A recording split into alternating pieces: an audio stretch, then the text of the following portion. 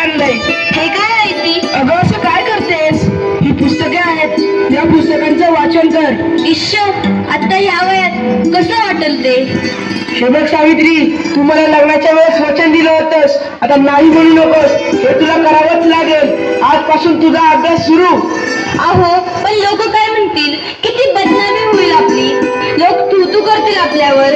स्त्रिया या घरातल्या कामातच बऱ्या वाटतात, असं बाहेर जाऊन नाही हो. बरं असू द्या, ही पुस्तके राहू द्या बाजूला, मला लय कामं आहे ती.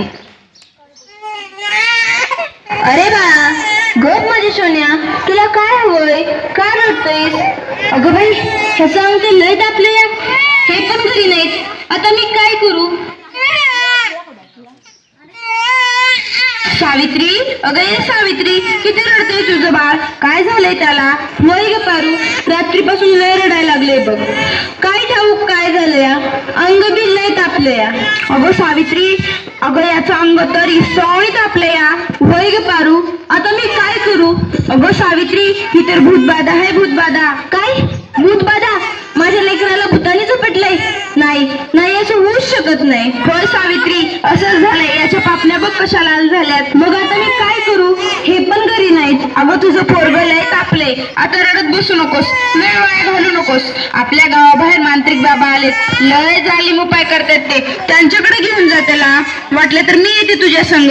होय होय, चल लवकर, माझं लेकरू लय तापलं या. बाबा, ते बघा, एक बाई आपल्या बाळाला घेऊन येत आहे आपल्याकडे. म्हणजे आज आपली कमाई होणार. बाबा, माझ्या बाळाला वाचवा. बाबा, माझ्या बाळाला वाचवा. त्याचा विस्तवासारखं तापले. बाबा, काहीतरी करा. बाबा, काहीतरी करा. तुझ्या बाळाला भूतबाधा झाली या. कसली भूतबाधा बाबा? बाई, तुझ्या बाळाला विहिरीतल्या भूताने झपटलंय. काय? विहिरीतल्या भूताने? मग काहीतरी उपाय सुचवा बाबा, मी माझ्या बाळासाठी काय पण करीन. बाई, तू काळजी करू नकोस. बाबांवर विश्वास ठेव, सगळं काही चांगलं होईल. थोडा धीर धर. कसा धीर धरू बाबा, कसा धीर धरू? तुला तुझ्या बाळासाठी बळी द्यावा लागेल, म्हणजे तुला एक बकऱ्याचा नैवेद्य द्यावा लागेल. ठीक आहे बाबा, मी माझ्या बाळासाठी वाटतेन ते करेन, पण माझं बाळ वाचलं पाहिजे. माझ्या बाळाला वाचवा बाबा. बाई, तुला काय करायची गरज नाही, तू फक्त पैसे दे, नैवेद्य आम्ही करू. ठीक आहे बाबा, मी वाटेल तेवढे पैसे देईन, पण माझं बाळ वाचलं पाहिजे. हे घे अंगारा, दिवसातनं 2 वेळेस लावत जा बाळाला. बाबा की जय हो, बाबा की जय हो. बाबा बोले, बाबा बोले. काही दम नाही.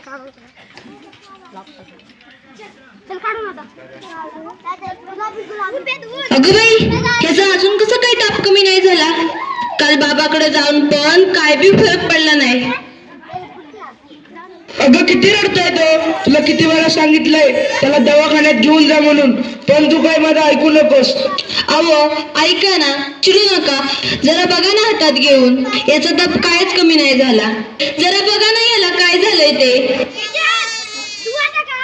त्यावेळी तुला किती वेळा सांगितलं की घरात प्रसूती करू नकोस म्हणून.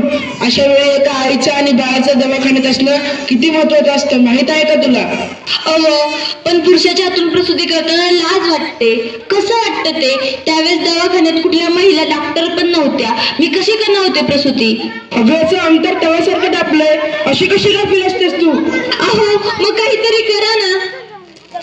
दादा, लवकर जाऊन वैद्यांना बोलव. हे काय करतेस तू? मी याला देवाचा अंगारा लावतीये. बस कर सावित्री, हा सर्व अंधविश्वास असतो. अहो, जरा विश्वास ठेवा. हे बघा, याचा ताप कमी होतोय, कपाळ पण अगदी थंड पडलं या. बघा ना जरा. उठ ना बाळा, उठ, डोळे उघड. हे बघ, तुझी मम्मी तुला बोलवतीये. उठ ना पिल्लू, आई तुला आवाज देते. उठ ना बाळा. काय झालं? अहो, याला काय झालं? हा उठत का नाहीये आणि डोळे पण उघडत नाहीये. ए बाळा, उठ ना. काय झालं? अहो, काय झालं याला? सास गप्प गप्प काय? ए उठ ना बाळा, काय झालं तुला?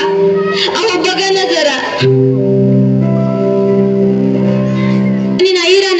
नाही राहणार मी अडाणी. मी शिकेन, मी नक्की शिकेन. कारण उद्या एखाद्या कोणी आईला उपचाराच्या कमतरतेमुळे आपल्या बाळाला मुकावं लागणार नाही. मी शिकेन, मी नक्की शिकेन. शाबास सावित्री, शाबास. मला तुझ्याकडून हीच अपेक्षा होती.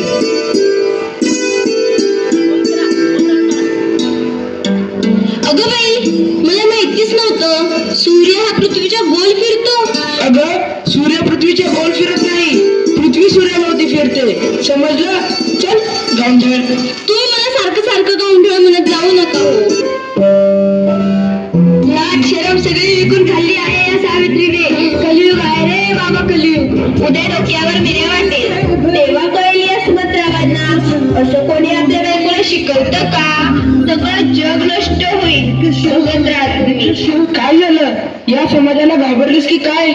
हे तर तुला आयुष्यभर सहन करावं लागणार आहे. नाही, मला आता कोणी काही म्हणू दे, मी आता मागे हटणार नाही. मी शिकेन, मी नक्की शिकेन. मग चल माझ्या बरोबर.